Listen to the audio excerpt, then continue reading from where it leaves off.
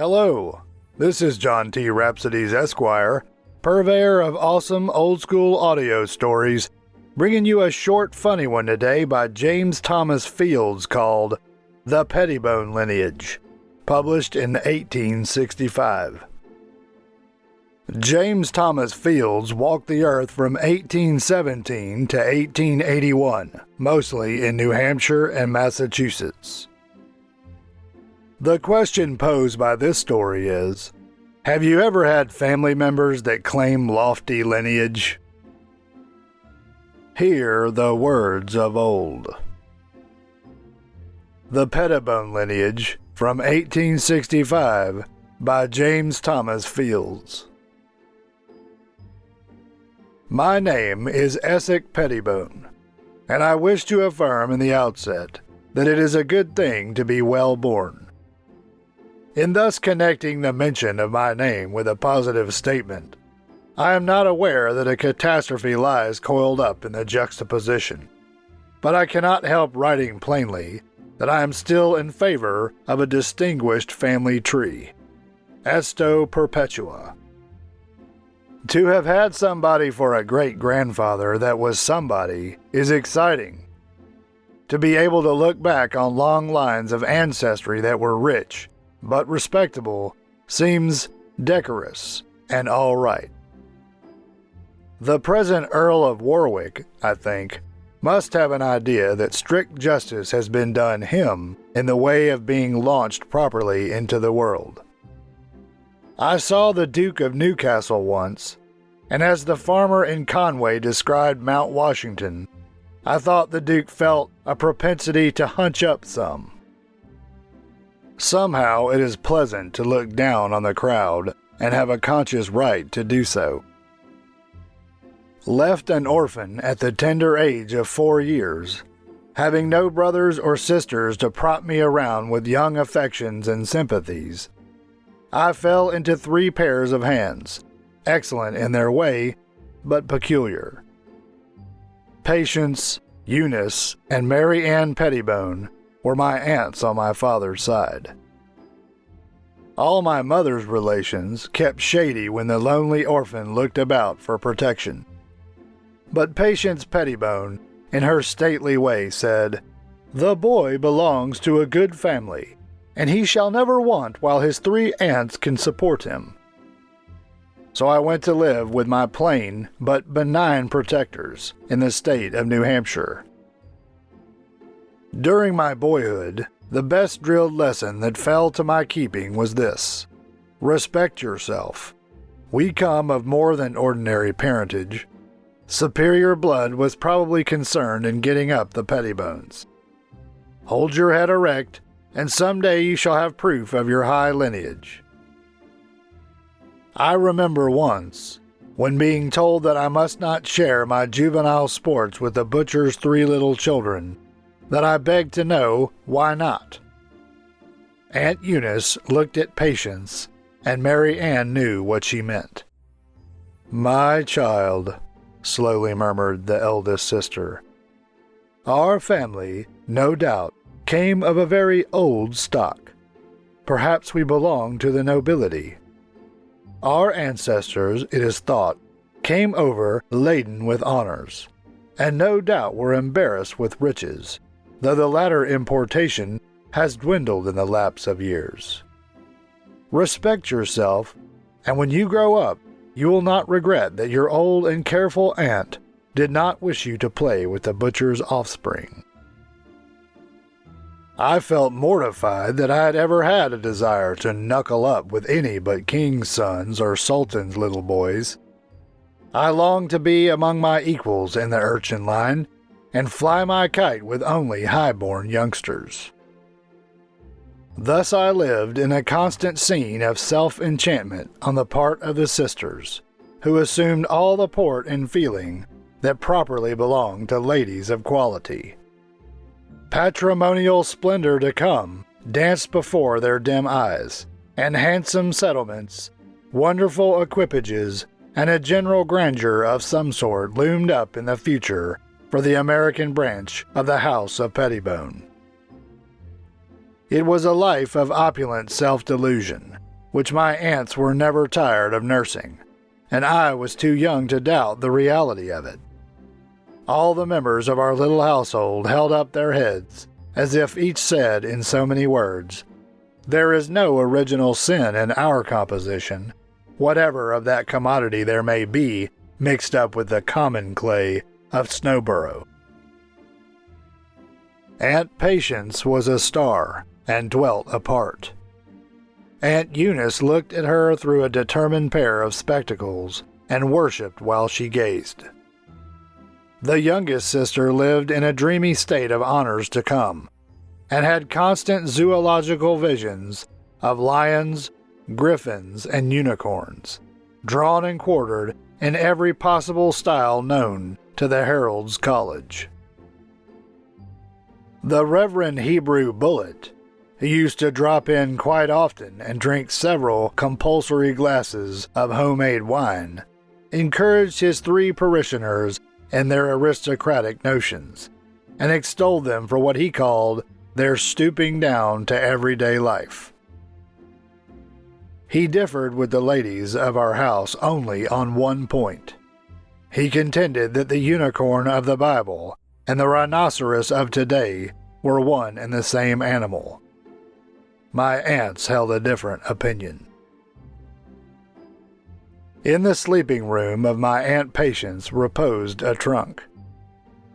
Often during my childish years, I longed to lift the lid and spy among its contents the treasures of my young fancy conjured up as lying there in state. I dared not ask to have the cover raised for my gratification, as I had often been told I was too little to estimate aright what the armorial box contained. "When you grow up, you shall see the inside of it," Aunt Mary used to say to me, and so I wondered and wished, but all in vain. She said I must have the virtue of years before I could view the treasures of past magnificence so long entombed in that wooden sarcophagus. Once I saw the faded sisters bending over the trunk together and, as I thought, embalming something in camphor. Curiosity impelled me to linger, but, under some pretext, I was nodded out of the room. Although my kinswoman's means were far from ample, they determined that Swiftmouth College should have the distinction of calling me one of her sons, and accordingly I was in due time sent for preparation to a neighboring academy. Years of study and hard fare in country boarding houses told upon my self-importance as the descendant of a great Englishman. Notwithstanding, all my letters from the honored 3 came with counsel to, quote, "respect myself and keep up the dignity of the family," unquote. A growing-up man forgets good counsel. The Arcadia of respectability is apt to give place to the levity of football and other low-toned accomplishments. The book of life, at that period, opens readily at fun and frolic, and the insignia of greatness give the schoolboy no envious pangs. I was 19 when I entered the hoary halls of Swiftmouth. I call them hoary because they had been built more than 50 years.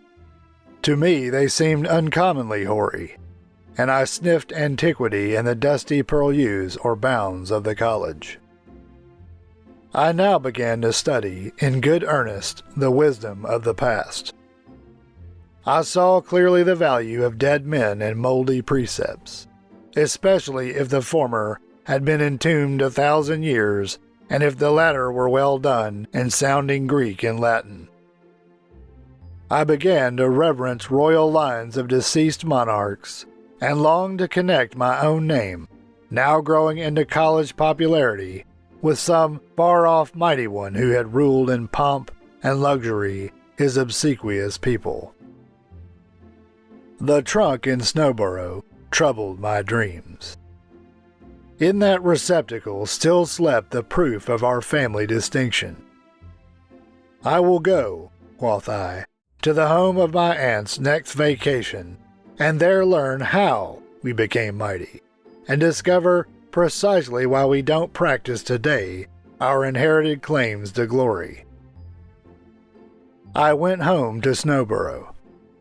Aunt Patience was now anxious to lay before her impatient nephew the proof he burned to behold.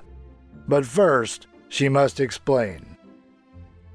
All the old family documents and letters were, no doubt, destroyed in the Great Fire of '98, as nothing in the shape of parchment or paper implying nobility had ever been discovered in Snowborough or elsewhere. But there had been preserved, for many years, a suit of imperial clothes that had been worn by their great-grandfather in England, and, no doubt, in the New World also. These garments had been carefully watched and guarded, for were they not the proof that their owner belonged to a station in life second, if second at all, to the royal court of King George itself? Precious casket into which I was soon to have the privilege of gazing. Through how many long years these fond, foolish virgins had lighted their unflickering lamps of expectation and hope at this cherished old shrine. I was now on my way to the family repository of all our greatness. I went upstairs on the jump. We all knelt down before the well-preserved trunk, and my proud Aunt Patience, in a somewhat reverent manner, turned the key. I am not ashamed to confess it now, although it is 40 years since the four of us, in search of family honors, were on their knees that summer afternoon in Snowborough. My heart beat high. I was about to look on that which might be a duke's or an earl's regalia, and I was descended from the owner in a direct line. I had lately been reading Shakespeare's Titus Andronicus, and I remembered there, before the trunk, the lines, "O sacred receptacle of my joys, sweet cell of virtue and nobility." The trunk lid went up, and the sisters began to unroll the precious garments, which seemed all enshrined in aromatic gums and spices. The odor of that interior lives within me to this day, and I grow faint with the memory of that hour. With pious precision, the clothes were uncovered, and at last the whole suit was laid before my expectant eyes. I am an old man now, and have not long to walk this planet. But whatever dreadful shock may be in reserve for my declining years, I am certain I can bear it, for I went through that scene at Snowborough, and still live. When the garments were fully displayed, all the aunts looked at me. I had been to college. I had studied Burke's book on peerage. I had been once to New York. Perhaps I could immediately name the exact station in noble British life to which that suit of clothes belonged. I could. I saw it all at a glance. I grew flustered and pale. I dared not look my poor deluded female relatives in the face. "What rank in the peerage do these gold-laced garments and big buttons betoken?" cried all three aunts. I gasped and said, "It is a suit of servant's livery," and fell back with a shudder. That evening, after the sun had gone down, we buried those hateful garments in a ditch at the bottom of the garden.